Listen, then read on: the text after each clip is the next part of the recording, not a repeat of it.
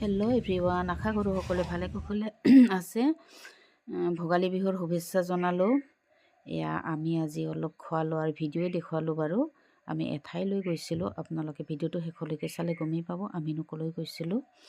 ধুনীয়া এখন জেগা আছে বকৰ ওচৰত, কামৰূপ জিলা বক আৰু হাহিম, তাত উমচেক বুলি এখন জেগা আছে। আমি তালৈ গৈছিলোঁ আৰু এনেদৰে পৰিয়ালৰ সদস্যৰ সৈতে মিলি আমি এসাঁজ খালোঁ। মাঘৰ বিহু যিহেতু, এনেদৰে কেতিয়াবা ওলাই আহি বাহিৰত এসাঁজ খালেও বহুত ভাল লাগে। যিহেতু মানুহসকলে আজিকালি ব্যস্ততাৰ মাজতে থাকিব লগা হয়, বহুত ব্যস্ততা। গতিকে যিহেতু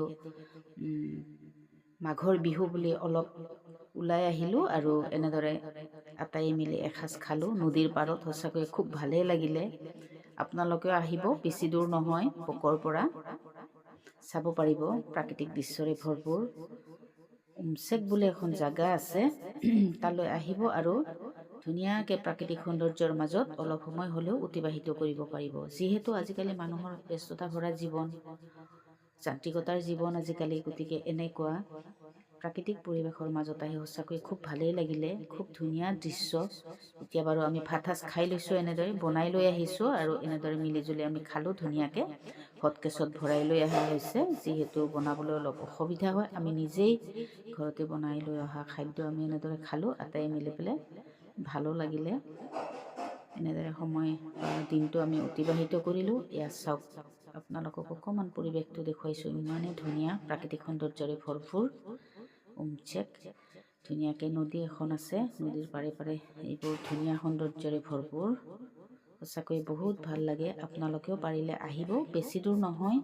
যিসকলে বকৰ ওচৰ পাজাৰ হয় তেওঁলোকে ওলাই আহি এনেদৰে উপভোগ কৰিব পাৰিব উমচেক। উমচেকলৈ আহিব। I love উমচেক। বহুত ধুনীয়া পৰিৱেশ।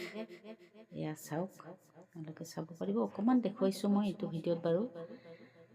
শ্বৰ্ট ভিডিঅ' বহুত দিয়া হৈছে ইয়াৰে, চাব পাৰিব। বীণাপানী পাকঘৰ মোৰ চেনেল, তাত গৈও চাব পাৰিব। দুটামান আকৌ ভিডিঅ' দিয়া আছে এনেকৈ এই উমচেকৰ। গতিকে আপোনালোকেও আহক আৰু সকলোৱে এনেদৰে প্ৰাকৃতিক সৌন্দৰ্যৰে ভৰা ঠাইখন উপভোগ কৰক। মোৰ চেনেল বীণাপানী পাকঘৰ ছাবস্ক্ৰাইব কৰিব বুলি আশা ৰাখিলোঁ। পুনৰ লগ পাম আন এটি নতুন ভিডিঅ'ৰ সৈতে। আজিলৈ আহিছোঁ, বাই বাই।